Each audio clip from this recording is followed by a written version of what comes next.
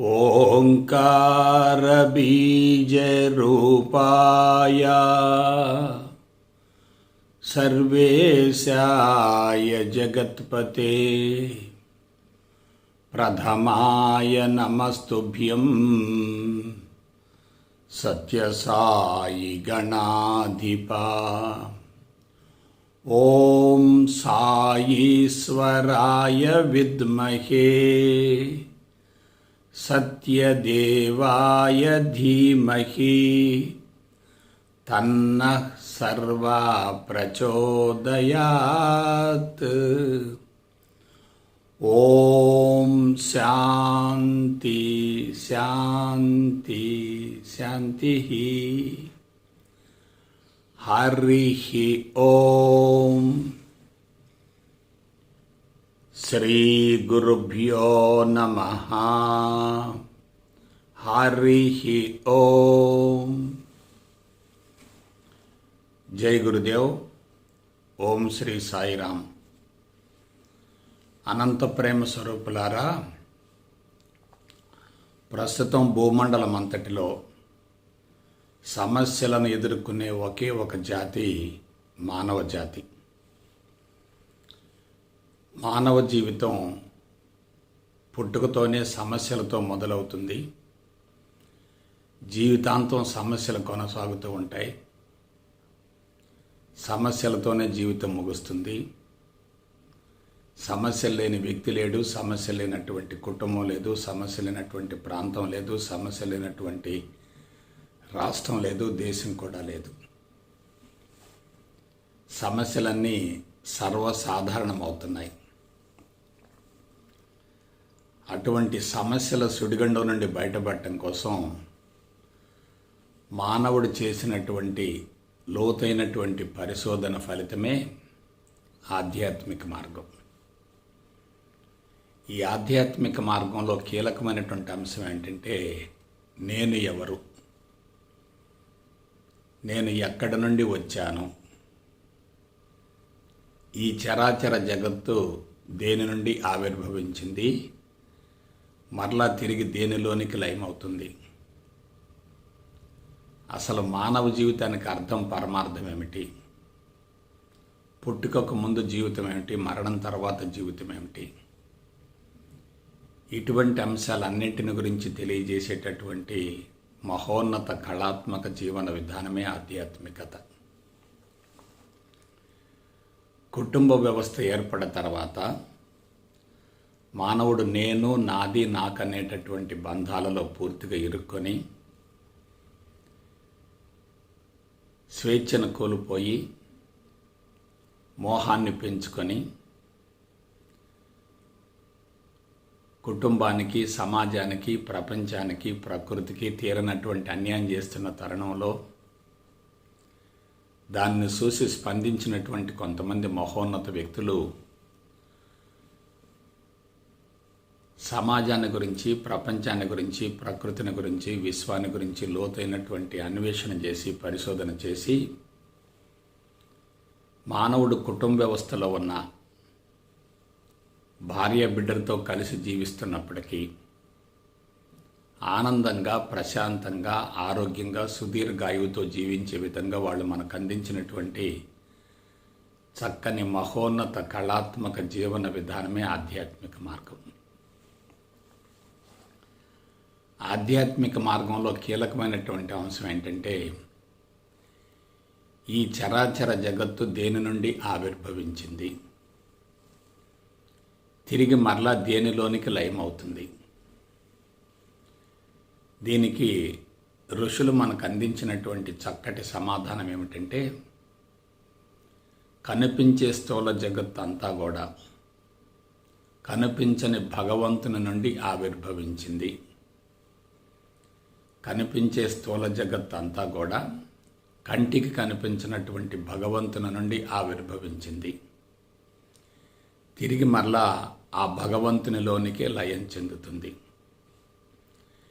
దీనికి వాళ్ళు ఒక చక్కని ఉదాహరణను, ఉపమానాన్ని మనకు తెలియజేశారు.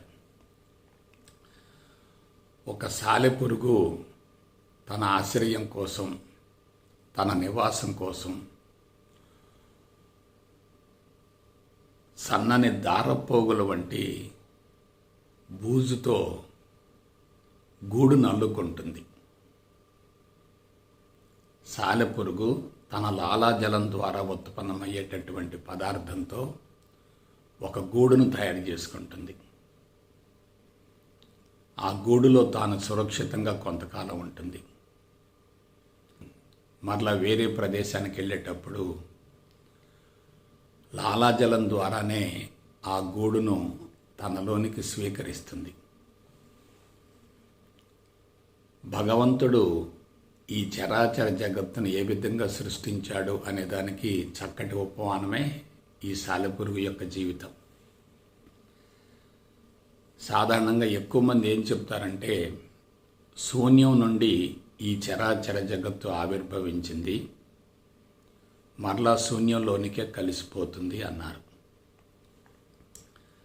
వాస్తవానికి శూన్యం అనేది ఎక్కడా లేదు. కంటికి కనిపించనందువల్ల దాన్ని శూన్యం అన్నారు.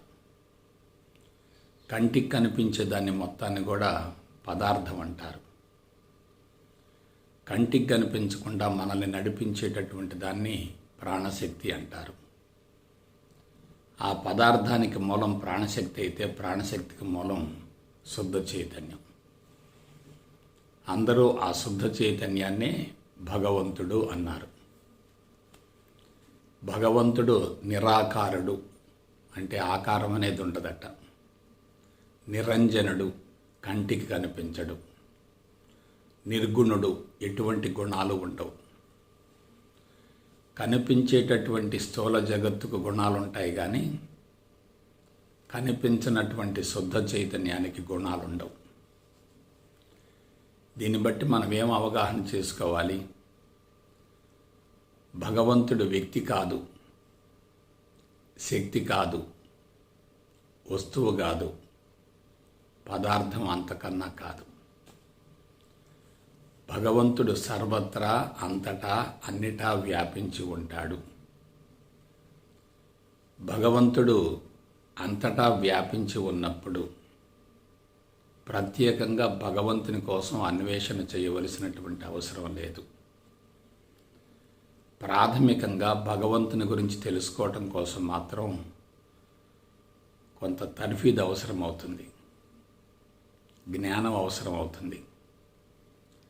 కానీ భగవంతుని గురించి స్పష్టత ఏర్పడిన తర్వాత ఇక అన్వేషణ యొక్క అవసరం ఉండదు. ప్రారంభంలో ఋషులు మాత్రం దీనిని గురించి లోతైనటువంటి అన్వేషణ చేశారు. దశాబ్దాల తరబడి సంపూర్ణ మౌనంలో ఉన్నారు. వాళ్ళు అంతరంగాన్ని సమూలంగా శుద్ధి గావించుకున్నారు, శూన్యస్థితికి చేరారు. ఆ శూన్యస్థితి నుండి భగవంతుని యొక్క ఉనికిని బహిర్గతం చేశారు. కాబట్టి మనం ఏదైనా సమస్య వచ్చినప్పుడు భగవంతుడిని గురించి ప్రార్థిస్తున్నామంటే అందుకు మూల కారణం భగవంతుడి వ్యక్తిగా ఉన్నాడు అనే భావనే. కానీ అది వాస్తవం కాదు. భగవంతుడు అనంతమైనటువంటి శుద్ధ చైతన్యం. భగవంతుని నుండే ఈ చరాచర జగత్తు ఆవిర్భవించింది, మరలా తిరిగి భగవంతుల్లోనికి లయం చెందుతుంది.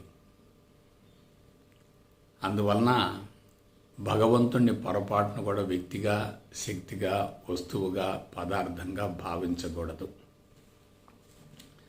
అయితే మరి కనిపించే వీళ్ళంతా ఎవరండి? ముక్కోటి దేవతలు అంటున్నారు, త్రిమూర్తులు అంటున్నారు. అనేక మంది దేవాలయాలలో విగ్రహాల రూపంలో బంధించబడ్డారు. వీళ్ళంతా ఎవరంటే ప్రాథమికంగా భగవంతుని గురించి అవగాహన లేనటువంటి వాళ్ళు,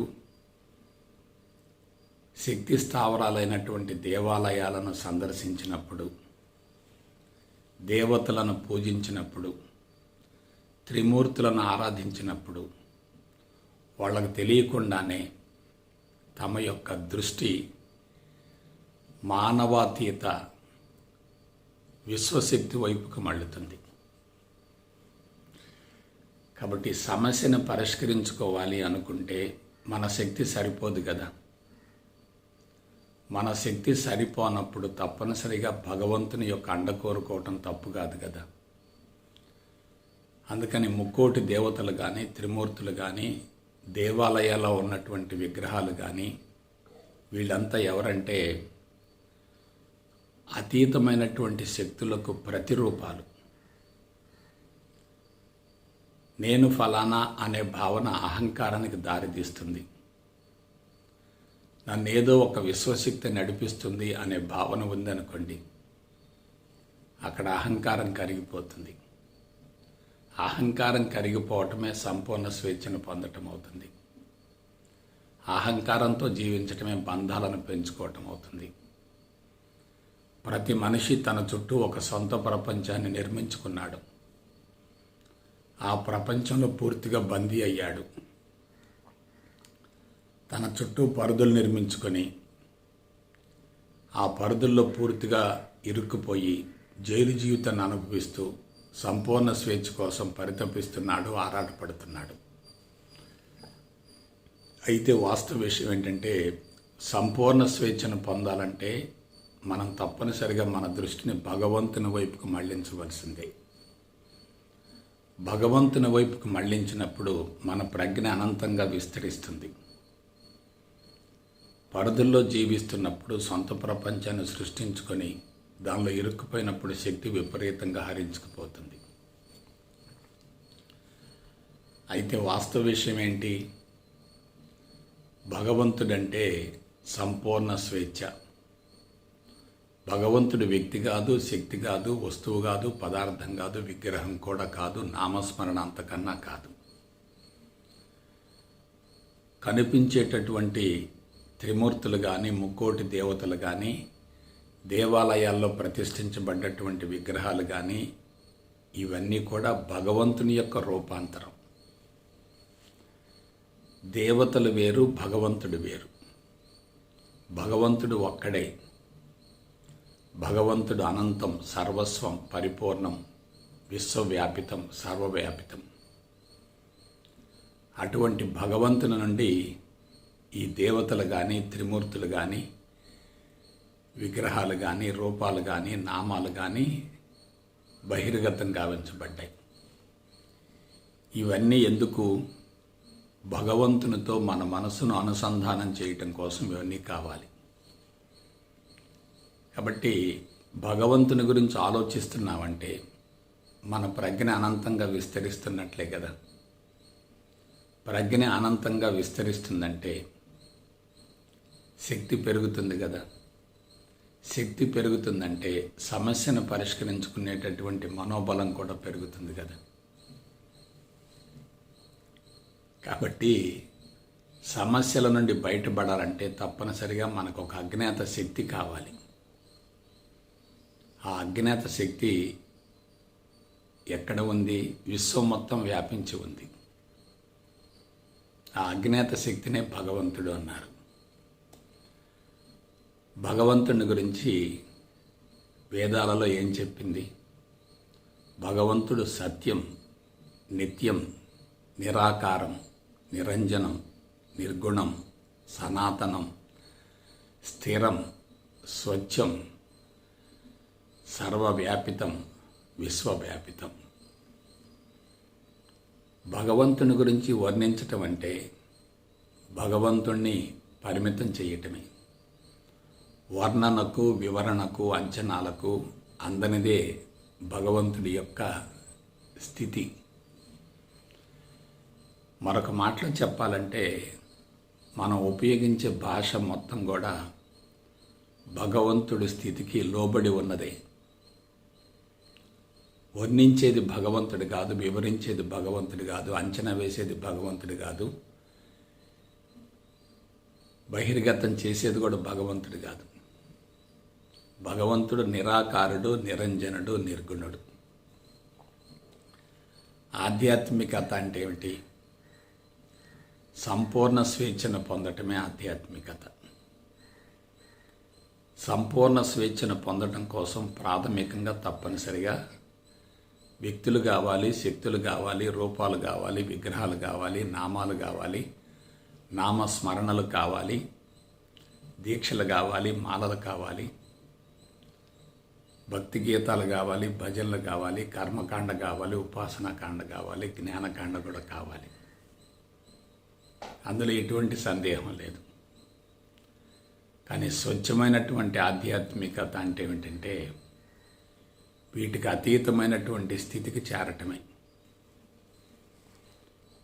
ఎప్పుడైతే వీటికి అతీతంగా ఒక స్థితి ఉంది అనుకుంటామో అప్పుడు మనం తప్పనిసరిగా వీటి నుండి బయటపడే అవకాశం ఉంటుంది. ఇవే భగవంతుని అనుకున్నాం అనుకోండి, ఇక్కడ ఇరుక్కుపోయే ప్రమాదం ఉంది. భారతదేశపు ఆధ్యాత్మిక విధానాన్ని మీరు జాగ్రత్తగా పరిశీలించండి. అందరూ కూడా ప్రాథమిక స్థాయిలో ఉండి దానినే ఆధ్యాత్మికతగా భావించి దానిలో ఇరుక్కొని పోయి బంధాలను పెంచుకొని స్వేచ్ఛను కోల్పోయి పరిణతి చెందలేక అడకత్తెరలో పోక చెక్క మాదిరిగా ఉన్నారు. అసంతృప్తితో జీవిస్తున్నారు, అశాంతిగా జీవిస్తున్నారు, అదే తరహాలో జీవితాన్ని ముగిస్తున్నారు. భౌతిక ప్రపంచం అనేది భగవంతుని నుండి ఆవిర్భవించిన మాట వాస్తవమే. కానీ భౌతిక ప్రపంచంలో ఇరుక్కుపోకూడదు. భౌతిక ప్రపంచంలో ఇరుక్కుపోతే సూక్ష్మత్వానికి వెళ్ళే అవకాశం లేదు. భౌతిక ప్రపంచాన్ని మానసికంగా వదిలివేయగలిగితే సూక్ష్మత్వానికి వెళ్ళగలుగుతాం. సృష్టి ముఖ్యమా, సృష్టికర్త ముఖ్యమా? సృష్టిలో ఇరుక్కుంటే సృష్టికర్తను గురించి అవగాహన గావించుకోలేం. సృష్టిని వ్యతిరేకిస్తూ సృష్టికర్తను అందుకోవటం కూడా సాధ్యం కాదు. సృష్టిలో ఇరుక్కోవటం భావ్యం కాదు, సృష్టిని వ్యతిరేకించడం కూడా సమంజసం కాదు. మరేం చేయాలి? సృష్టిలోనే సృష్టికర్తను దర్శించగలగాలి. దాన్నే ఆత్మ దర్శనం అంటారు, ఆత్మ సాక్షాత్కారం అంటారు. అటువంటి ఆత్మ సాక్షాత్కారం జరగాలంటే భగవంతుని గురించినటువంటి అన్వేషణ ఆగిపోవాలి. కనిపించే స్థూల జగత్తుకు భిన్నంగా భగవంతుడున్నాడు అనే భావన కలిగితే స్థూల జగత్తును వ్యతిరేకించడమైనా జరుగుతుంది. స్థూల జగత్తుకు భిన్నంగా ఏదో ఉంది అనేటటువంటి అన్వేషణ అయినా జరుగుతుంది. ఉన్నదానిని వ్యతిరేకించడం కాదు, లేని దానికోసం పరితపించడం, ప్రయత్నించడం కానే కాదు. కనిపించేటటువంటి స్థూల జగత్తును వ్యతిరేకిస్తూ భగవంతుని కోసం అన్వేషణ గావించినప్పటికీ భగవంతుడు నిరాకారుడు కదా, నిరంజనుడు కదా, నిర్గుణుడు కదా, కంటికి కనిపించడు కదా. అటువంటప్పుడు కనిపించేటటువంటి స్థూల జగత్తును వ్యతిరేకిస్తూ కనిపించిన భగవంతుని కోసం ప్రయత్నిస్తూ ఉంటే, పరితపిస్తూ ఉంటే, తీవ్రమైనటువంటి అన్వేషణ చేస్తూ ఉంటే మనిషి శక్తి విపరీతంగా హరించుకుపోతుంది. ఉన్నదానిని వ్యతిరేకించటం కాదు, కనిపించిన దానికోసం ఆరాటపడటం అంతకన్నా కాదు. కాబట్టి బంధాలలో ఉన్నంత వరకు స్వేచ్ఛ లభించే ప్రసక్తే లేదు. ఆ బంధాల నుండి బయటపడాలంటే తప్పనిసరిగా భగవంతుని గురించినటువంటి శాస్త్రీయపరమైనటువంటి విశ్లేషణ ఉండాలి. అందరూ భగవంతుణ్ణి వ్యక్తిగా భావిస్తున్నారు. భారతదేశంలో ప్రాథమిక స్థాయిలో ఉన్నటువంటి వ్యక్తులకు తప్పనిసరిగా దేవాలయాలు కావాలి, విగ్రహాలు కావాలి. విగ్రహంతో ప్రారంభిస్తేనే నిగ్రహానికి వెళ్ళగలుగుతాం, నిగ్రహాన్ని పొందగలుగుతాం. సాకారంతో ప్రారంభించాలి, నిరాకారానికి వెళ్ళాలి. సాకారాన్ని వ్యతిరేకిస్తూ నిరాకారాన్ని అందుకోలేము. సాకారంలో ఇరుక్కున్న నిరాకారానికి వెళ్ళే అవకాశమే లేదు. అందుకే ఆధ్యాత్మిక మార్గం చాలా సూక్ష్మమైంది. కొన్ని కీలకమైనటువంటి అంశాల పట్ల అవగాహన లేకపోతే ఆ మార్గం చాలా క్లిష్టంగా, కష్టంగా తయారై సాధకులు అయోమయంలో, గందరగోళంలో పడిపోతారు. అందువల్ల మనం ఏం చేయాలంటే ముందు శాస్త్రీయపరమైనటువంటి విశ్లేషణను ఏర్పరచుకున్న తర్వాతనే సాధనకు ఉపక్రమించాలి.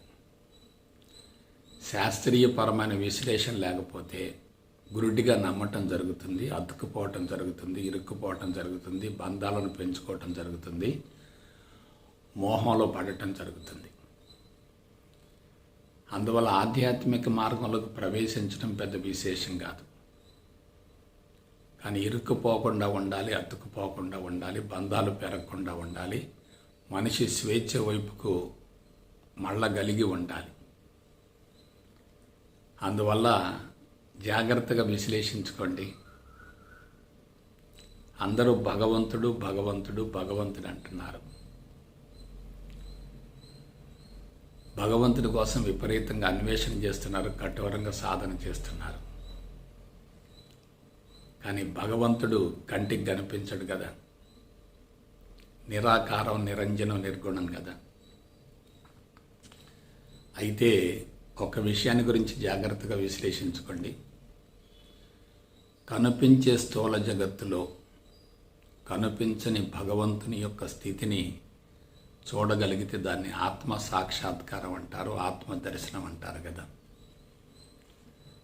మరి మన కంటికి కనిపించేటటువంటి మన దేహం సంగతి ఏమిటి? ఈ దేహం ఎక్కడి నుంచి వచ్చింది? భగవంతుని నుండి ఆవిర్భవించింది కదా. మరలా ఎక్కడికి వెళుతుంది? తిరిగి మరలా భగవంతునిలోనికి ఐక్యం చెందుతుంది కదా. కాబట్టి ఇక్కడ కీలకమైనటువంటి విషయం ఏంటంటే భగవంతుడి కోసం బయట అన్వేషణ చేయటం కాదు. భగవంతుడు మన అంతరంగంలోనే ఉన్నాడు. భగవంతుడి నుండి ఈ స్థూల దేహం ఆవిర్భవించింది, తిరిగి మరలా ఇది భగవంతునిలోనికే లయం చెందుతుంది. ఈ దేహంలో ఏమున్నాయి? పంచభూతాత్మకమైన పదార్థం ఉంది, ఆ పదార్థాన్ని నడిపించేటటువంటి ప్రాణశక్తి ఉంది, ఆ ప్రాణశక్తికి మూలమైనటువంటి ఆధారమైనటువంటి శుద్ధ చైతన్యం కూడా ఉంది. కాబట్టి ఇప్పుడు పరిష్కారం లభించింది, చూసుకోండి. దేనికోసమైతే మానవుడు బాహ్య ప్రపంచంలో వెతుకుతున్నాడో అది మన అంతరంగంలోనే ఉంది. మనం భగవంతుని కోసం బాహ్య ప్రపంచంలో వెతుకుతూ ఉన్నాం అనుకోండి, పరధ్యానం పెరుగుతుంది, సాధన కఠోరం అవుతుంది, అన్వేషణ పెరుగుతుంది, శక్తి విపరీతంగా హరించుకుపోతుంది. ఎందువల్ల? శరీరాన్ని వదిలేసి మనం బాహ్య ప్రపంచం మీద, విశ్వం మీద దృష్టిని కేంద్రీకరిస్తున్నామంటే అక్కడ దేహానికి అతీతంగా భగవంతుడున్నాడని భావించటమే కదా. బయటనే భగవంతుడున్నాడు అనే భావన ఉంటే మన శరీరాన్ని మనం మర్చిపోతాం కదా. శరీరాన్ని గురించి ఆలోచించం కదా,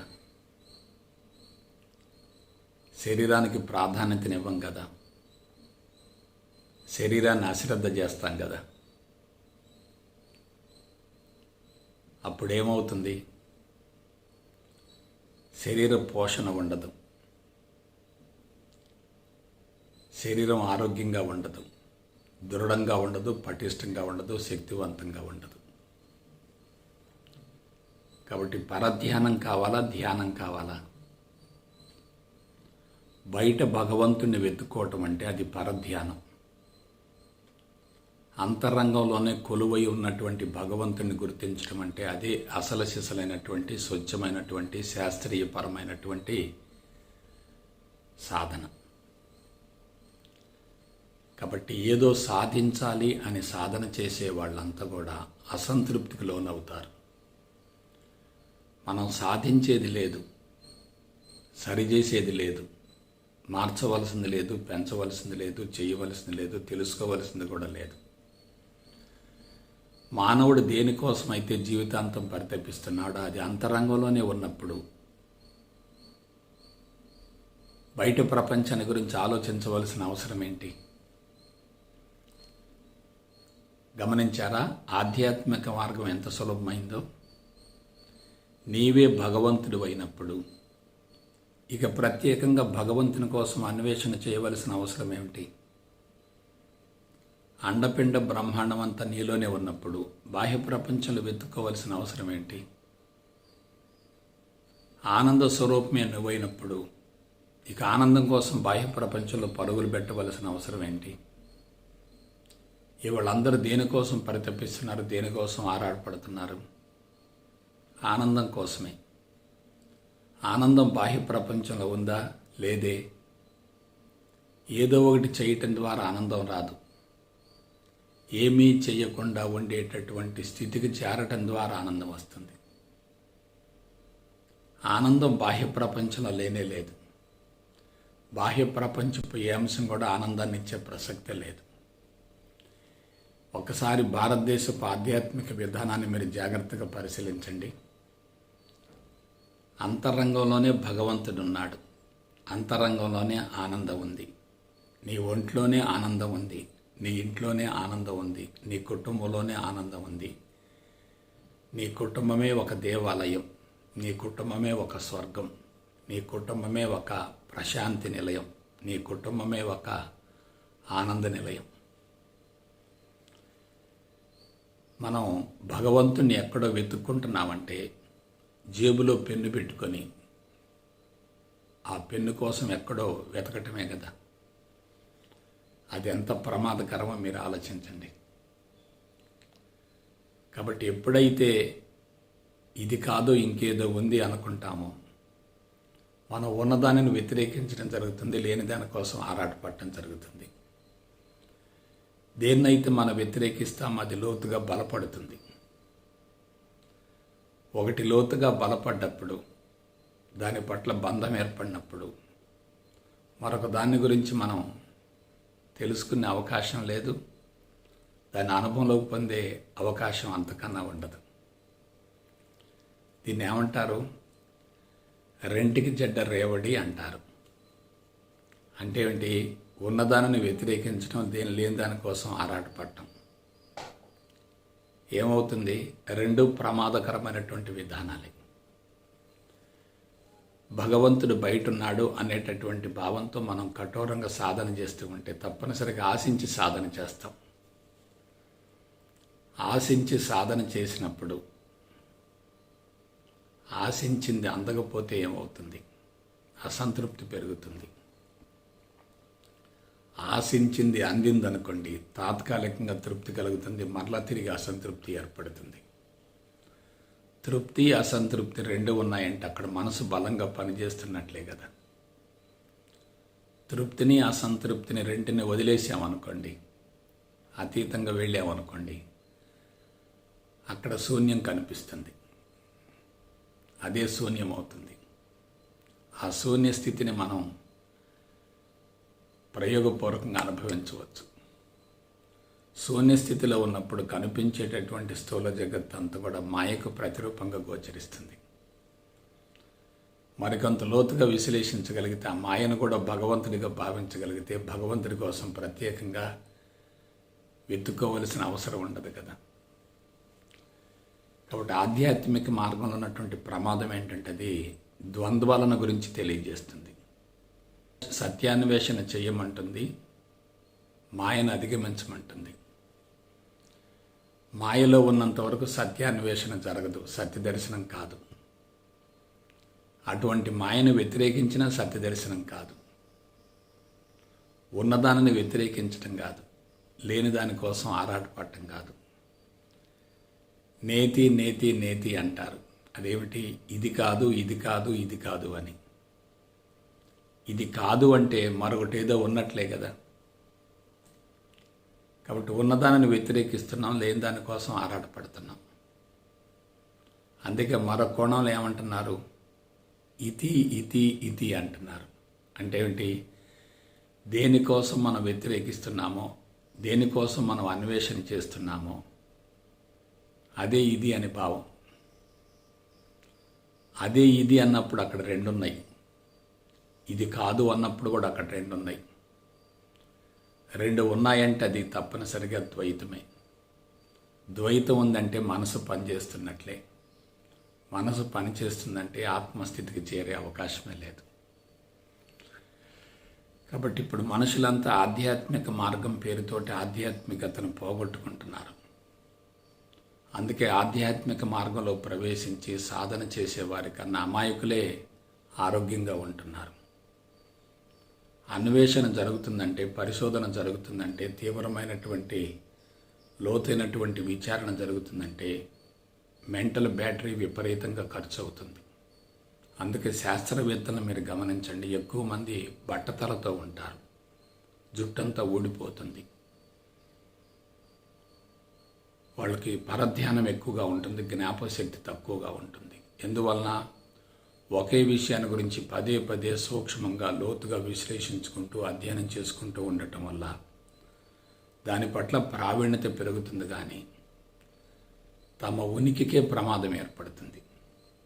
శారీరక పట్టుత్వం తగ్గుతుంది, నర్వస్ సిస్టమ్ డ్యామేజ్ అవుతుంది, లైంగిక పట్టుత్వాన్ని కోల్పోతారు, హార్మోన్ వ్యవస్థ బలహీనపడుతుంది, రెసిస్టెన్స్ పవర్ కూడా తగ్గిపోతుంది. కాబట్టి శరీరం పటిష్టంగా లేకపోతే ఆధ్యాత్మిక మార్గంలోకి ప్రవేశించి కఠోర సాధన చేసిన ప్రయోజనం ఉండదు కదా. ముందు ఆరోగ్యం ఉండాలి. ఆరోగ్యం ఉంటేనే సుదీర్ఘాయువు ఉంటుంది. ఆరోగ్యం సుదీర్ఘాయువు రెండు ఉంటేనే మానసిక ప్రశాంతత ఉంటుంది. మానసిక ప్రశాంతత ఉంటేనే సంతృప్తి ఉంటుంది. సంతృప్తి ఉంటేనే అనుభూతి కలుగుతుంది. అనుభూతి కలిగితేనే ఆనందం వస్తుంది. ఇవన్నీ ఒకదానితో మరొకటి లింక్ అయి ఉంటాయి. చాలామంది ఏమవుతున్నారు, ఒక విధానానికి అలవాటు పడుతున్నారు, దాని నుంచి బయటపడలేకపోతున్నారు.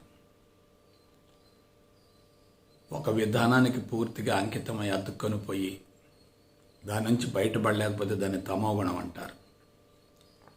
కొంతమంది విధానాలను విపరీతంగా మారుస్తూ ఉంటారు, చంచలంగా ఉంటారు, అనేక విధానాల కోసం ఆరాటపడుతుంటారు, తెలుసుకోవాలని తపన పడుతుంటారు, చంచలంగా ఉంటారు, అస్థిమితంగా ఉంటారు. వాళ్ళే రజోగుణస్థులు. ఎవరైతే దేవాలయాల చుట్టూ, స్వామీజీల చుట్టూ, బాబాల చుట్టూ, గురూజీల చుట్టూ, విధానాల చుట్టూ, సంస్థల చుట్టూ విపరీతంగా పరుగులు పెడుతున్నారో అటువంటి వాళ్ళంతా తమో రజోగుణాలు ఇరుక్కుపోతున్నారు. జ్ఞానం కోసం పరితపించటం కూడా రజోగుణమే. దాన్ని జిజ్ఞాస అంటారు. ఆ జిజ్ఞాసతో జీవించేటటువంటి వ్యక్తిని జిజ్ఞాసి అంటారు. కాబట్టి ఇటువంటి వాళ్ళంతా కూడా ఆధ్యాత్మికత పేరుతోటి ఆధ్యాత్మికతను అందుకోలేక, సంపూర్ణ స్వేచ్ఛను పొందలేక, బంధాల నుంచి బయటపడలేక, మోహం నుండి బయటపడలేక అంతిమంగా అసంతృప్తికి లోనై బలవంతంగా జీవితాలను ముగించే పరిస్థితులు ఏర్పడుతున్నాయి. అందుకే ఆధ్యాత్మికతలోకి ప్రవేశించడం పెద్ద విశేషం కానే కాదు, పరిణతి చెందగలగాలి. ఎవరు పరిణతి చెందగలుగుతారు ఆలోచించండి. ఎవరు పరిణతి చెందగలుగుతారు? ఎవరైతే బంధాల నుండి బయటపడతారో వాళ్ళు మాత్రమే పరిణతి చెందగలుగుతారు. అసలు ఆధ్యాత్మికత యొక్క ముఖ్య ఉద్దేశం ఏంటి? కుటుంబ వ్యవస్థ ఏర్పడిన తర్వాత మానవుడు నేను, నా భార్య, నా పిల్లలు, నా సంసారం అనే పరిమిత తత్వంలో జీవిస్తూ, వలలో చిక్కిన చేప మాదిరిగా, పంజరంలో బంధించబడ్డ రామచిలక మాదిరిగా అహంకారంతో జీవిస్తూ, దుఃఖము, బాధ, విచారము, రుగ్మతలకు లోనవుతూ కుటుంబానికి, సమాజానికి, ప్రపంచానికి, ప్రకృతికి తీరని అన్యాయం చేస్తున్నటువంటి తరుణంలో దానిని చూసి స్పందించినటువంటి మహోన్నత వ్యక్తులు సుదీర్ఘ మౌనంలో ఉండి సంపూర్ణ స్వేచ్ఛను పొంది సంస్కారాలను సమూలంగా కరిగించుకొని మానవుడు కుటుంబ వ్యవస్థలో ఉన్న, భార్య బిడ్డలతో ఉన్న సంసార జీవితాన్ని కొనసాగిస్తున్నప్పటికీ ఆనందంగా, ప్రశాంతంగా, ఆరోగ్యంగా, సుదీర్ఘ ఆయువుతో జీవించే విధంగా వాళ్ళు మనకు అందించినటువంటి చక్కని మహోన్నత కళాత్మక జీవన విధానమే ఆధ్యాత్మికత. వాళ్ళు ఎలా అందించగలిగారు? బ్రహ్మచర్యాన్ని దాటి గృహస్థ జీవితాన్ని అధిగమించి వానప్రస్థానికి చేరి సన్యాసపు స్థితి నుండి ఇటువంటి మహోన్నత కళాత్మక జీవన విధానాన్ని అందించారు. ఎవరికి అందించారు? గృహస్థ జీవితాన్ని కొనసాగించే వాళ్ళకి అందించారు. గృహస్థ జీవితాన్ని కొనసాగించే వాళ్ళకే బంధాలు ఉంటాయి, మోహం ఉంటుంది. కానీ బ్రహ్మచారులుగా జీవించే వాళ్ళు, సన్యాసులుగా జీవించే వాళ్ళకు మోహబంధాలు ఎందుకుంటాయి, సమస్యలు ఎందుకుంటాయి, ప్రశ్నలు ఎందుకుంటాయి ఆలోచించండి. కాబట్టి అవసరమైంది ఎవరికి? గృహస్థులకి. గృహస్థ జీవితం తప్పనిసరిగా అవసరం. ఎందుకంటే ఫలవంతమైన సంతానాన్ని ప్రకృతికి కానుకగా అందించాలంటే గృహస్థ జీవితం తప్పనిసరిగా ప్రశాంతంగా కొనసాగాలి. అందమైన, ఆరోగ్యవంతమైన, సంస్కారవంతమైన, నైతిక విలువలతో కూడినటువంటి గొప్ప వ్యక్తికి జన్మనివ్వాలంటే గృహస్థ జీవితాన్ని కొనసాగించే భార్యాభర్తలు ఇద్దరు కూడా ఆదర్శవంతంగా ఉండాలి, ప్రశాంతంగా ఉండాలి. సెక్స్ జీవితాన్ని పవిత్రంగా, మధురాతి మధురంగా అనుభవిస్తూ ఉండాలి. అప్పుడు ఆ జీవితం ఫలప్రదమవుతుంది. పటిష్టమైనటువంటి బీజాలు విడుదలవుతాయి. ఆ బీజాల కలయికతో ఏర్పడేటటువంటి కారణ శరీరం పవిత్రంగా ఉంటుంది. ఆ కారణ శరీరం ద్వారా ఉత్పన్నమయ్యేటటువంటి బిడ్డలు కూడా సమాజానికి, కుటుంబానికి వరమవుతారు. కాబట్టి ఆధ్యాత్మికత యొక్క ముఖ్య ఉద్దేశం ఏంటంటే ఆదర్శవంతమైన దాంపత్య జీవితానికి చక్కటి మార్గాన్ని చూపించడమే ఆధ్యాత్మికత. దీన్ని వదిలేసి చాలామంది ఏంటంటే ఆశ్రమాల చుట్టూ తిరగటం, గురూజీల చుట్టూ తిరగటం, బాబాల చుట్టూ తిరగటం, స్వామీజీల చుట్టూ తిరగటం, కఠోర సాధన చేయటం, సంస్థలు ఇరుక్కుని పోవటం, విగ్రహాలకు అతుక్కుపోవటం, ఈ విధంగా జరగటం వల్ల సంపూర్ణ స్వేచ్ఛను పొందకపోగా ఇంకా బంధాలను పెంచుకుంటున్నారు. బంధాలను పెంచుకుంటే ఎలా ఉంటుంది? బంధాలను కరిగించుకుంటే ఎలా ఉంటుంది? కాబట్టి బంధాలను కరిగించుకోవటం ఎట్లా? బంధాల నుంచి బయటపడటం ఎట్లా? దానికి ఏమీ లేదు. భగవంతుడు కూడా బంధమే. ఆ భగవంతుని గురించి తెలియజేసేటటువంటి గురువు కూడా బంధమే. ఆ గురువు ద్వారా మనం అందుకునేటటువంటి జ్ఞానం కూడా బంధమే. ఈ జ్ఞానం ఎక్కడి నుంచి వచ్చింది? తెలివి, మేధా సంపత్తి వల్ల వచ్చింది. భూమండలం అంతటిలో తెలివి, మేధా సంపత్తి ఉన్నటువంటి ఒకే ఒక జాతి మానవుడు. ఈ తెలివి, మేధా సంపత్తి వల్లనే భౌతిక జ్ఞానం వచ్చింది, ఆధ్యాత్మిక జ్ఞానం వచ్చింది, సైన్సు సాంకేతిక పరిజ్ఞానం వచ్చింది, మిథ్యా జ్ఞానం వచ్చింది, ప్రపంచాన్ని పరిశీలించడం జరుగుతుంది, సమాచారం పెరుగుతుంది, ఆలోచనలు పెరుగుతున్నాయి, వాటి మూలంగా బంధాలు కూడా పెరుగుతున్నాయి. కాబట్టి భగవంతుణ్ణి ఎవరు వెలుగు తీశారంటే మేధావులే వెలుగు తీశారు.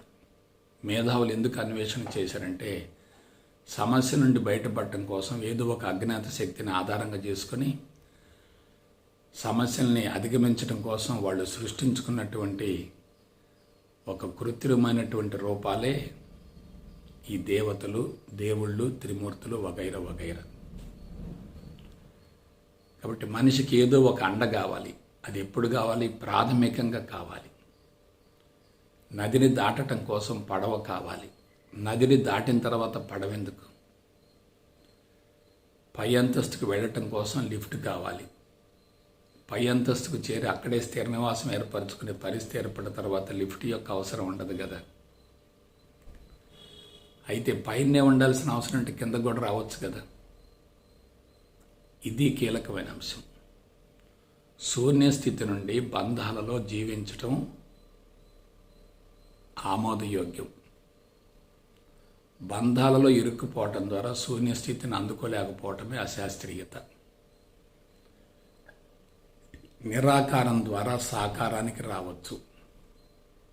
సాకారంలో ఇరుక్కుంటే నిరాకారానికి వెళ్ళలేము. కాబట్టి మనం ఆరోహణ క్రమంలో ఉండాలి, అవరోహణ క్రమంలో ఉండాలి. కింద నుంచి పైకి వెళ్ళాలి, పైనుంచి కిందికి రావాలి.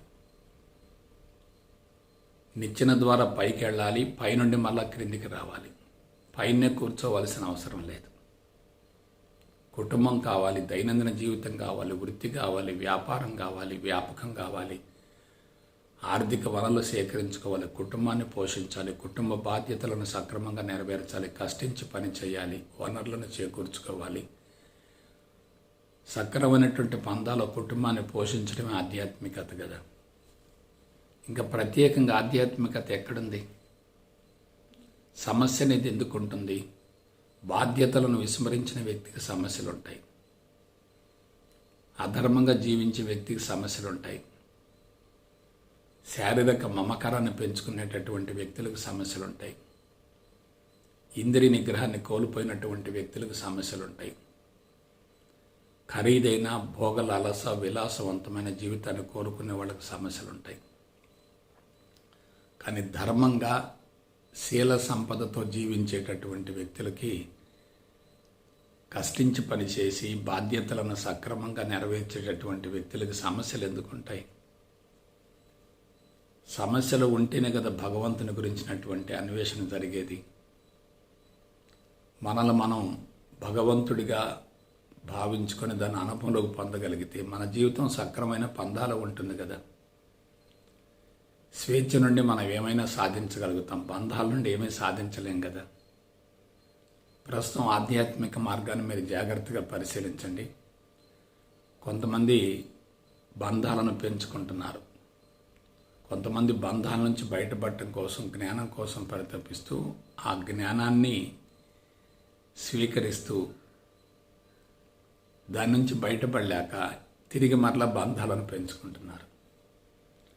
కాబట్టి ఒకే ఒక కీలకమైన అంశం ఏంటంటే, తెలివి మేధా సంపత్తి ఉన్నటువంటి మేధావులే భగవంతుణ్ణి బహిర్గతం చేశారు. ఆ మేధావులే తిరిగి భగవంతుని కోసం పరితపిస్తూ ప్రయత్నిస్తూ ఆరాటపడుతూ బంధాలను పెంచుకుంటున్నారు. గురువుల యొక్క మార్గదర్శకత అవసరమే కానీ గురువులతో పొరపాటును కూడా భౌతికపరమైన సంబంధాలను పెంచుకోకూడదు. ఎప్పుడైతే బంధాన్ని పెంచుకుంటామో అది స్వేచ్ఛకు అవరోధం అవుతుంది. అందున మనకంటే ఉన్నతమైనటువంటి వ్యక్తులతో బంధాలు పెంచుకుంటే మనకు బానిసత్వం పెరుగుతుంది, ఇన్ఫీరియారిటీ పెరుగుతుంది, ఆత్మన్యత భావం పెరుగుతుంది, మనల్ని మనం కించపరుచుకునే అవకాశం ఉంటుంది. కాబట్టి మనం బంధాల నుంచి బయటపడటమా, బంధాలను పెంచుకోవటమా? సర్వస్వతంత్రంగా జీవించే వ్యక్తి, బంధాల నుంచి బయటపడ్డటువంటి వ్యక్తి విశ్వవ్యాప్తి భావనను అలవర్చుకోగలుగుతాడు. బంధాలలో జీవించే వ్యక్తి విశ్వవ్యాప్తి భావనకు మళ్ళీ ప్రసక్తే లేదు. రాగము ద్వేషము రెండు ఉన్నాయనుకోండి, అవి ప్రమాదకరం. రాగద్వేషాలకు అతీతంగా జీవిస్తున్నాం అనుకోండి, అది ఆమోదయోగ్యం. ప్రస్తుతం ఆధ్యాత్మిక మార్గాన్ని పరిశీలించండి, ఎంత అస్తవ్యస్తంగా అశాస్త్రీయంగా ఉందో. గురువులు, స్వామీజీలు, బాబాలే శిష్య బృందాలను ఏర్పరచుకుని వాళ్ళని బంధించి ఎదగకుండా చేస్తున్నారు. మనకంటే ఉన్నతమైన వ్యక్తి ఎవరో ఉన్నారనుకుంటే మన శక్తి హరించుకుపోతుంది. ఎదురుగా ఉన్నటువంటి వ్యక్తి మనకంటే తక్కువ స్థాయిలో ఉన్నాడు అనుకుంటే గర్వం పెరుగుతుంది, మదం పెరుగుతుంది. ప్రక్కనున్నటువంటి వ్యక్తి మనకు సమాన స్థాయిలో ఉన్నాడు అనుకుంటే పోటీ పెరుగుతుంది. ఆత్మన్యూనత కానీ, ఆధిక్యత భావన కానీ, పోటీతత్వం కానీ ఇవన్నీ కూడా ప్రమాదకరమే. కాబట్టి అహంకారాన్ని పెంచేటటువంటి అంశమైన ఆధ్యాత్మికతకు ప్రమాదకరం అవుతుంది. ప్రస్తుతం భారతదేశంలో ఇటువంటి అశాస్త్రీయ విధానం ఉన్నందువల్లనే మనుషులు బంధాల నుండి బయటపడలేక వాటిని ఇంకా పెంచుకుంటూ నీటి నుండి బయటపడ్డ చేపల్లాగా ఉన్నారు. అందుకని మనం దేన్ని వ్యతిరేకించకూడదు, దేనిలో కూడా ఇరుక్కుపోకూడదు. వాస్తవానికి ఆధ్యాత్మికత అనేది ప్రత్యేకంగా ఎక్కడుంది? అసలు ప్రతిదీ ఆధ్యాత్మికతే కదా. నీ మనసులో ఉత్పన్నమయ్యే ప్రతి ఆలోచన భగవంతుని యొక్క రూపాంతరమే కదా. మంచి ఆలోచన లేదు, చెడ్డ ఆలోచన లేదు, అన్నీ కూడా ఆలోచనలే. మంచి మార్గం లేదు, చెడు మార్గం లేదు, అంతా ఒకటే. సృష్టి లేదు, సృష్టికర్త లేదు, అంతా ఒకటే. నేతి నేతి నేతి లేదు, ఇతి ఇతి ఇతి కూడా లేదు, అంతా ఒకటే. ఉన్నది ఒకటైనప్పుడు నువ్వు సరిచేయవలసింది ఏమిటి, సాధించవలసింది ఏమిటి, పెంచవలసింది ఏమిటి, తగ్గించవలసింది ఏమిటి, మార్చవలసింది ఏమిటి, తెలుసుకోవలసింది ఏమిటి, చేయవలసింది ఏంటి? చూసారా జీవితం ఎంత సులభమో. పట్టుకుంటే బరువు పెరుగుతుంది, వదిలేస్తే బరువు తగ్గుతుంది. సమాచారాన్ని బుర్రలో నింపుకుంటే మనోభారం పెరుగుతుంది. అది ఏ సమాచారం అయినా కావచ్చు. భగవంతుడిని గురించిన సమాచారం కూడా బంధమే కదా, ప్రమాదకరమే కదా. అందువల్ల ఏం చేయాలి? భగవంతుడు అనేటటువంటి బంధాన్ని కూడా వదిలేయాలి. భగవంతుడు అనేటటువంటి పదం ఎక్కడి నుంచి వచ్చింది? మానవుడు సృష్టించిందే కదా. మోక్షం అనే పదం ఎక్కడి నుంచి వచ్చింది? మానవుడు సృష్టించిందే కదా. త్రిమూర్తులు ఎక్కడి నుంచి వచ్చారు? మానవుడు సృష్టించిన వాళ్లే కదా. దేవతలు ఎక్కడి నుంచి వచ్చారు? మానవులు సృష్టించిన వాళ్లే కదా. ఇవన్నీ తెలివి మేధా సంపత్తి నుంచి వచ్చినాయే కదా. అసలు సమాచారం ఎక్కడి నుంచి వచ్చింది? It is totally created by the human mind. ఒకే వస్తువుకి 4 భాషలు 4 పేర్లు ఉన్నాయంటే వస్తువు ఒక్కటే కదా. అన్ని పేర్లు ఎందుకు వచ్చినాయంటే స్థానికంగా ఉన్నటువంటి మేధావులు ఒక్కొక్క భాషను సృష్టించి ఆ వస్తువుకి ఆ పేరు పెడుతూ వచ్చారు. వస్తువు ఒకటైనప్పుడు 4 రకాల భాషలు ఉన్నప్పుడు మనుషులు తప్పనిసరిగా ఆ భాషలకు ప్రాధాన్యత ఇస్తారు తప్ప, ఆ వస్తువుకు ప్రాధాన్యతనిస్తారు తప్ప దాని మూలాన్ని గురించి ఆలోచించరు కదా. ఈ చరాచర జగత్తుకు మూలం మరియు ఆధారం ఏమిటంటే భాష లేనటువంటి సంపూర్ణ మౌనం. దాని నుండి ఈ చరాచర జగత్తు ఆవిర్భవించింది, మరలా తిరిగి దానిలో కలిసిపోతుంది. ఎంటైర్ ఇన్ఫర్మేషన్ ఎక్కడి నుంచి వచ్చిందంటే it is created by the human mind. కాబట్టి మానవుడు ఎంత ప్రమాదకారంటే లేని దాన్ని సృష్టించుకుంటున్నాడు, ఉన్నదానిని వ్యతిరేకిస్తున్నాడు, వదిలేస్తున్నాడు, అందుకోలేకపోతున్నాడు, ఆచరించలేకపోతున్నాడు. శూన్యంలో ఎటువంటి భాష ఉండదు, ఎటువంటి జ్ఞానం కూడా ఉండదు. రూపనామాలన్నీ మనకు మనంగా సృష్టించుకున్నవి. అవి చాలా ప్రమాదకరం. గురువులు ప్రత్యేకంగా ఎక్కడో లేరు. నీ అంతరంగంలోనే గురువు ఉన్నాడు, నీ అంతరంగంలోనే భగవంతుడు ఉన్నాడు, నీ అంతరంగంలోనే ముక్కోడి దేవతలు ఉన్నారు, నీ అంతరంగంలోనే త్రిమూర్తులు ఉన్నారు, నీ అంతరంగంలోనే అండపిండ బ్రహ్మాండం అంతా ఉంది. ఆనందం కూడా అక్కడే ఉంది. ఇంకా ఆలోచించండి, దేనికోసం ఈ పరితపించటం, దేనికోసం ఆరాటపడటం, దేనికోసం అన్వేషణ, దేనికోసం పరిశోధన, దేనికోసం సాధన, దేనికోసం ఈ తిరగడం. ఏమీ లేని దాన్ని ఎక్కువగా ఊహించుకోవటమే అజ్ఞానం. శూన్యానికి ఎటువంటి భాష అవసరం లేదు, మౌనానికి ఎటువంటి భాష అవసరం లేదు. మనసుకు సంబంధించిందే భాష, మనసుకు సంబంధించిందే సమాచారం, మనసుకు సంబంధించిందే జ్ఞానం, మనసుకు సంబంధించినటువంటిదే ఈ ఆధ్యాత్మికత కూడా. కాబట్టి ఆధ్యాత్మికత అంతా మాయే కదా. భౌతికవాదాన్ని మాయ అంటున్నప్పుడు ఆధ్యాత్మికత కూడా మాయే కదా. భౌతిక ప్రపంచం మాయ అనుకున్నప్పుడు భగవంతుడు కూడా మాయే కదా. ఇక మాయను మనం అతిగా వర్ణిస్తే వచ్చే ప్రయోజనం ఏంటి? టన్నుల కొద్ది సమాచారాన్ని నింపుకుంటే కలిగే ప్రయోజనం ఏమిటి? ఆలోచించండి. కాబట్టి జీవితం ఎంత సులభమైందో మనిషి తన తెలివి మేధా సంపత్తితో అంత క్లిష్టంగా తయారు చేసుకున్నాడు. కొంతమంది భౌతిక సమాచారాన్ని పెంచుకుంటూ నష్టపోతుంటే మరికొంతమంది ఆధ్యాత్మిక సమాచారాన్ని పెంచుకుంటూ మరొక రకంగా నష్టపోతున్నారు. ఆధ్యాత్మికత అనేది ఒక సూక్ష్మమైనటువంటి కళాత్మక జీవన విధానం. అది తనను తాను గురించి తెలుసుకోవటం ద్వారా మాత్రమే సాధ్యమవుతుంది తప్ప బాహ్య ప్రపంచం నుండి లభించేది కానే కాదు. మనం చూసేదంతా మన అంతరంగమే తప్ప బాహ్య ప్రపంచం కానే కాదు కదా. మనం సరిచేయవలసింది బాహ్య ప్రపంచాన్ని కానే కాదు, మన అంతరంగాన్ని సరి చేసుకోవాలి. అంతరంగం సరిగా ఉంటే అంతటా సరితత్వం కనిపిస్తుంది. అంతరంగం ఎప్పుడైతే అలజడిగా ఉంటుందో అదే స్థితి బాహ్య ప్రపంచంలో కనిపిస్తుంది. మనం సరిచేయవలసింది బాహ్య ప్రపంచాన్ని, అంతరంగాన్ని. ఏముంది ఇందులో? ఏమీ లేని దాన్ని ఎక్కువగా ఊహించుకోవటమే అజ్ఞానం.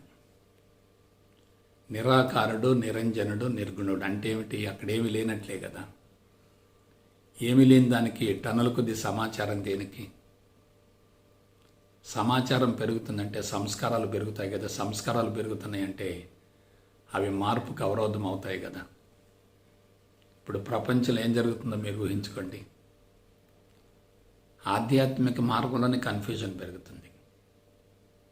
నాకు తెలిసినంత వరకు ఆదర్శ దాంపత్య జీవితాన్ని మించిన ఆధ్యాత్మికత మరొకట్లేదు. ఫలవంతమైన సంతానాన్ని సమాజానికి కానుకగా అందించగలిగితే అంతకు మించినటువంటి సరైనటువంటి సాధన మరొకట్లేదు. అందరూ సాధనల పేరుతోటి దాంపత్య జీవితానికి దూరంగా ఉంటూ బ్రహ్మచర్యాన్ని పాటిస్తున్నామని, నిగ్రహ శక్తి పెరిగిందని భావిస్తున్నారు. కానీ అక్కడ శారీరక పటుత్వాన్ని కోల్పోతున్నారు, లైంగిక పటుత్వాన్ని కోల్పోతున్నారు, హార్మోన్ వ్యవస్థ బలహీనపడుతుంది, రక్షక వ్యవస్థ బలహీనపడుతుంది, మెదడు పూర్తిగా బలహీనపడుతుంది, శరీర అవయవాలు కూడా బలహీనంగా ఉంటున్నాయి. కాబట్టి ఆరోగ్యవంతమైన జీవితం ఉన్నప్పుడే మనిషిలో ఆధ్యాత్మిక పురోభివృద్ధి కలుగుతుంది. నాడీ వ్యవస్థ బలహీనమై, హార్మోన్ వ్యవస్థ సమతుల్యాన్ని కోల్పోయి, రక్షక వ్యవస్థ నిర్వీర్యమైతే అక్కడ ఆధ్యాత్మిక పురోభివృద్ధి ఎందుకుంటుంది? ప్రజ్ఞని అనంతంగా విస్తరించాలంటే నేను ఏమీ కాననే భావన కలగాలి. నేను ఏమీ కాననే భావన కలగాలంటే శరీరం కరిగిపోవాలి. శరీరం కరిగిపోవాలంటే అంతరంగంలో ఉన్నటువంటి భగవంతుని గుర్తించాలి తప్ప బాహ్య ప్రపంచంలో భగవంతుని వెతుక్కోకూడదు. కాబట్టి నువ్వు దేనికోసం పరితపిస్తున్నావో, దేనికోసం ఆరాటపడుతున్నావో అది నీలోనే ఉంది, బయట లేదు. నీలో ఉన్నటువంటి ఆత్మను గుర్తించాలి తప్ప దానికోసం అతిగా కఠోరంగా సాధన చేయవలసిన అవసరం లేనేలేదు. సాధన చేయటం అంటే అది ప్రాథమిక దశ. ఏ సాధనలు అవసరం లేదు అనే స్థితికి చేరటమే పరిపూర్ణ స్థితి. పరిపూర్ణ స్థితికి చేరటం కోసం ప్రాథమికంగా, తాత్కాలికంగా భగవంతుడికి సంబంధించినటువంటి విశ్లేషణ ఉండాలి, విచారణ ఉండాలి. కానీ అది కూడా కఠోరంగా, కాఠిన్యంగా ఉండకూడదు. దైనందిన జీవితానికి దూరంగా ఉండకూడదు, భౌతికవాదానికి దూరంగా ఉండకూడదు, కుటుంబానికి దూరంగా ఉండకూడదు, వృత్తిని వదులుకోకూడదు, దైనందిన కార్యక్రమాలని వదులుకోకూడదు. వృత్తి, దైనందిన కార్యక్రమాలు, కుటుంబ పోషణ వంటివి కూడా సాధనలో ఒక భాగమే కదా. ప్రత్యేకంగా సాధన యొక్క అవసరం ఏంటి? ఎందుకు మనుషులు ఇలా తయారవుతున్నారంటే ఆధ్యాత్మికతను ప్రత్యేక జీవన విధానంగా భావిస్తున్నారు, అందులో ఇరుక్కుపోతున్నారు, అతుక్కుపోతున్నారు. అక్కడ జీవితం సమూలంగా గాడి తప్పుతుంది. కాబట్టి భార్యాభర్తలు అన్యోన్యంగా, ఆప్యాయంగా, ప్రేమగా, ఒద్దికగా, ఐకమత్యంగా కలిసిమెలిసి బాధ్యతలను నెరవేర్చుకుంటూ ఉంటే, జోడెడ్ల బండి మాదిరిగా ముందుకు సాగుతూ ఉంటే నిరంతరం సాధన జరుగుతూనే ఉంటుంది కదా. ఇక ప్రత్యేకంగా సాధన యొక్క అవసరం ఏంటి? ఈ విషయాన్ని విస్మరించి భగవంతుని కోసం ఎక్కడో తిరుగుతున్నారంటే, అన్వేషణ చేస్తున్నారంటే అది అశాస్త్రీయతే కదా. అశాస్త్రీయ విధానాలను అనుసరించేటట్లయితే ఆధ్యాత్మిక మార్గంలో పురోభివృద్ధి కలగకపోగా తీవ్రంగా నష్టపోయే అవకాశం ఉంటుంది కదా. ఇవాళ ఆధ్యాత్మిక మార్గంలో ఉండి పిచ్చి పిచ్చి సాధన చేసేవాళ్ళ కన్నా సంతృప్తిగా సంసార జీవితం చేసేవాళ్ళు ఎంతో కొంతమేరకు ప్రశాంతంగా ఉన్నారు కదా. అందుకే మీరు గమనించండి, ఆధ్యాత్మికవేత్తల కన్నా అమాయకులు ప్రశాంతంగా ఉంటున్నారు. అమాయకులకి అన్వేషణ, పరిశోధన అనేవి ఉండవు. వాళ్ళు ఉన్నదాంతో సంతృప్తి పడతారు. వాళ్ళకి సంతృప్తికరమైనటువంటి సంసార జీవితం ఉంటుంది. కష్టించి పని చేస్తారు, కడుపు నిండా తింటారు, కంటి నిండా నిద్రపోతారు, కుటుంబ బాధ్యతలు సక్రమంగా నెరవేర్చుకుంటారు. వాళ్ళకి రెసిస్టెన్స్ పవర్ ఉంటుంది, నాడీ వ్యవస్థ పటిష్టంగా ఉంటుంది, రక్షక వ్యవస్థ ఉంటుంది, ఎక్కువ కాలం జీవించగలుగుతారు. ఎటువంటి మెడిసిన్స్ వాడవలసిన అవసరం లేకుండానే వాళ్ళ ఆరోగ్యాన్ని పొందగలుగుతారు. ఇవాళ ఆధ్యాత్మిక మార్గంలో ఉండి ఉన్న రుగ్మతలు తొలగిపోకపోగా క్రొత్త రుగ్మతలు తెచ్చుకొని మందులు వాడేవాళ్ళు చాలామంది ఉన్నారు కదా. స్వామీజీలు, బాబాలే రుగ్మతలకు లోనై బాధపడుతూ అసంతృప్తిగా బలవంతంగా జీవితాన్ని ముగించిన సందర్భాలు చాలా ఉన్నాయి కదా. కాబట్టి ఆలోచించండి, జాగ్రత్తగా విశ్లేషించుకోండి, ఎక్కడ పొరపాటు జరుగుతుంది. మనసు పని చేస్తున్నంతకాలం ఆత్మకు చేరువయ్యే ప్రసక్తి లేదు. ఆ మనసు అనేది నీకు సంబంధించింది తప్ప భౌతిక ప్రపంచానికి సంబంధించింది కాదు. నీ అంతరంగాన్ని నువ్వు శుద్ధి చేసుకోవాలి తప్ప ప్రపంచాన్ని శుద్ధి చేయటం కాదు, ప్రపంచాన్ని మార్చడం కానే కాదు. తలకు మించిన భారాన్ని నెత్తిన పెట్టుకోవటమే అజ్ఞానం అవుతుంది. అనంతమైన ప్రపంచాన్ని అల్పమైనటువంటి జీవితంతో మార్చడం సాధ్యమవుతుందా? నువ్వు మారుతూ ఉంటే ప్రపంచం మారినట్లుగా కనిపిస్తుంది, కానీ అది మారలేదు. నీ అంతరంగం శుద్ధయ్యే కొలది ప్రపంచం అంతా పవిత్రంగా కనిపిస్తుంది. అది ప్రపంచంలో ఉన్నటువంటి పవిత్రత కాదు, నీ అంతరంగంలో ఉన్నటువంటి పవిత్రత. చుట్టూ ఉన్నటువంటి వ్యక్తులు పవిత్రంగా ఉన్నప్పటికీ నీ అంతరంగం కలుషితంగా ఉంటే వాళ్ళు కూడా కలుషితంగానే కనిపిస్తారు కదా. చుట్టూ నెగిటివ్ ఫోర్సెస్ ఉన్నప్పటికీ నీ లోపల పవిత్రత ఉంటే వాళ్ళలో ఉన్న నెగిటివ్ కనిపించదు, వాళ్ళలో కూడా నీకు పవిత్రత కనిపిస్తుంది. దీని అర్థం ఏమిటి? దీని మూల కారణం ఏంటి? ప్రపంచాన్ని మార్చడం కానే కాదు, నీ అంతరంగాన్ని సమూలంగా శుద్ధి చేసుకోగలిగితే చాలు. కాబట్టి అంతిమంగా నా సలహా ఏమిటంటే, అతి అనేది ప్రమాదకరమైంది, అదే విషమవుతుంది. ఆధ్యాత్మికత కూడా ఒక బంధమే. ఆధ్యాత్మిక మార్గంలో ప్రవేశించి దానికోసం పరితపించటం కూడా, ఆరాటపడటం కూడా ఒక వ్యసనమే. భగవంతుడు కూడా ఒక బంధమే, గురువు కూడా ఒక బంధమే, జ్ఞానం కూడా బంధమే. వీటన్నిటికీ మూల కారణం తెలివి మేధా సంపత్తి ఎక్కువగా ఉండటం. కాబట్టి తెలివి మేధా సంపత్తిని జ్ఞానోదయంగా మార్చుకుంటే బంధాల నుంచి బయటపడే అవకాశం ఉంటుంది. ఇంటెలిజెన్స్ని ఎన్లైటన్మెంట్గా మార్చుకోగలగాలి. Intelligence is always dangerous, enlightenment is inevitable. మనం జ్ఞానోదయం పొందగలగాలి.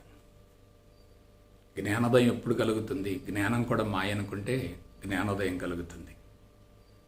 భగవంతుడు కూడా మాయ అనుకుంటే జ్ఞానోదయం కలుగుతుంది.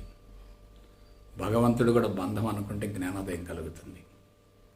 సంపూర్ణ స్వేచ్ఛ నుండి దైనందిన కార్యక్రమాలు పాల్గొనాలి తప్ప బంధాల ద్వారా దైనందిన కార్యక్రమాల్లో పాల్గొనకూడదు.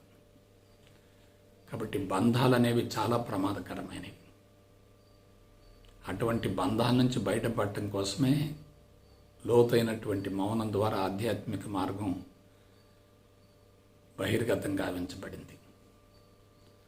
ఆధ్యాత్మిక మార్గంలోకి ప్రవేశించి సత్ఫలితాన్ని పొందాలంటే ఆ మార్గాన్ని కూడా వదిలేయగలగాలి. ఆ మార్గాన్ని కూడా ఒక నిచ్చెన మాదిరిగా భావించాలి. ఆ మార్గం కూడా అవరోధమే అనే భావన కలగాలి. కాబట్టి information is the main abstraction for transformation. మేధావి ఎప్పుడూ ఆధ్యాత్మికవేత్త కాలేడు. అమాయకులు కూడా తొందరగా కాలేరు, వాళ్ళ కఠోర సాధన కావాలి. ఎందుకంటే ముడి రూపంలో ఉన్నటువంటి మెదడుని సూక్ష్మత్వానికి తీసుకురావాలంటే తప్పనిసరిగా సాధన అవసరమే. కానీ ఆధ్యాత్మిక జ్ఞానం ద్వారా విశ్లేషణతో విచారణతో ముందుకెళ్ళగలిగితే ఫలితం అద్భుతంగా ఉంటుంది. కాబట్టి ఫలితం తప్పనిసరిగా రావాలి. అందుకు మనం సాంకేతిక పరిజ్ఞానాన్ని వాడాలి, శాస్త్రీయతను ఉపయోగించాలి, హేతుబద్ధత ఉండాలి, విచారణ ఉండాలి, విశ్లేషణ ఉండాలి. అందువల్ల అతి సులభమైనటువంటి ఆధ్యాత్మిక మార్గాన్ని క్లిష్టంగా తయారు చేసుకోవద్దు, కాలాన్ని వృధా చేసుకోవద్దు, గాడి తప్పవద్దు, అబాసు పాలు కావద్దు, అనవసరపు సమస్యలు కొని తెచ్చుకోవద్దు, రుగ్మతలకు లోను కావద్దు. ఆ మార్గంలో ఉండి కూడా రుగ్మతలు సంభవిస్తున్నాయంటే మార్గం వల్ల ఫలితం లేనట్లే కదా. శరీరం ఆరోగ్యంగా ఉండాలి, దృఢంగా ఉండాలి, పటిష్టంగా ఉండాలి, శక్తివంతంగా ఉండాలి, తేజోవంతంగా ఉండాలి, కాంతివంతంగా ఉండాలి, అంగసౌష్టం ఉండాలి. ఎప్పుడైతే మార్గం సరిగా ఉండదో, సత్ఫలితం రాకపోతే, దుష్పరిణామాలు సంభవిస్తే అంతిమంగా అసంతృప్తికి లోనయ్యే అవకాశం ఉంటుంది. అసంతృప్తితో జీవితాన్ని ముగించే వాళ్ళకే మరొక జన్మ కావాలి. సంతృప్తిగా ప్రశాంతంగా జీవితాన్ని ముగించే వాళ్ళకి మరొక జన్మ యొక్క అవసరం ఉండదు. కాబట్టి బిడ్డలారా, సంపూర్ణ స్వేచ్ఛే భగవంతుడు. సంపూర్ణ స్వేచ్ఛను అనుభవించే ప్రతి వ్యక్తి భగవంతుడే. భగవంతుడు ప్రత్యేకంగా ఎక్కడా లేడు. నీవు సంపూర్ణ స్వేచ్ఛతో జీవించగలిగితే నీవే సాక్షాత్తు భగవంతుడు అవుతావు. అందుకు ఆధ్యాత్మిక మార్గాన్ని గురించి తెలుసుకోవాలి. తెలుసుకున్నది కూడా అవరోధమని వదిలేయాలి. ప్రపంచానికి దూరంగా ఉండటం కాదు, ప్రపంచం మాయా అని తెలుసుకుని దానిలో జీవించగలగాలి. జ్ఞానానికి దూరంగా ఉండటం కాదు, జ్ఞానం మాయా అనే విషయం తెలుసుకొని జ్ఞానంలో జీవిస్తూ ఉండాలి. మాయా అని తెలిసినప్పుడు ఇక బంధాలకు అవకాశమే లేదు. అదే సంపూర్ణ స్వేచ్ఛను పొందటం అంటే. కాబట్టి freedom it self is God. God is nothing but total freedom. అటువంటి స్థితిని అందుకొని మీ జీవితాలను ఆనందమయం చేసుకుంటారని మనసా వాచ కర్మణ కోరుకుంటూ సెలవు తీసుకుంటా. జై గురుదేవ్, జై గురుదేవ్, జై గురుదేవ్.